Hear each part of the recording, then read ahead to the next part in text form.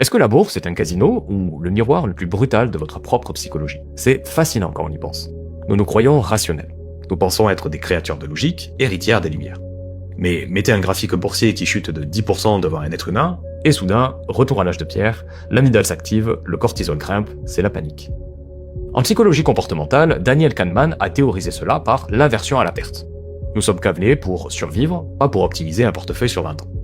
Et c'est là que la bourse devient un exercice philosophique de haute volée, bien plus concret que de lire Sénèque dans un bon fauteuil. S'intéresser à la bourse, c'est s'obliger à pratiquer le stoïcisme au quotidien. Le marché est, par essence, hors de votre contrôle. Il pleut, il vente, les cours montent, les cours descendent. Le stoïcisme nous apprend à distinguer ce qui dépend de nous, notre réaction, notre stratégie, de ce qui ne dépend pas de nous, le marché. Et l'investisseur débutant est esclave de ses passions. Il achète par euphorie quand tout est cher et vend par terreur quand tout est bas. L'investisseur aguerri, lui, apprend la discipline émotionnelle.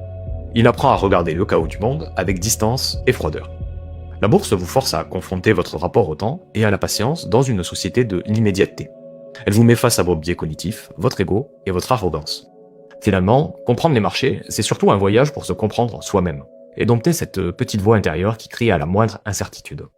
C'est une thérapie par l'exposition au risque. D'où cette interrogation fondamentale sur la nature humaine.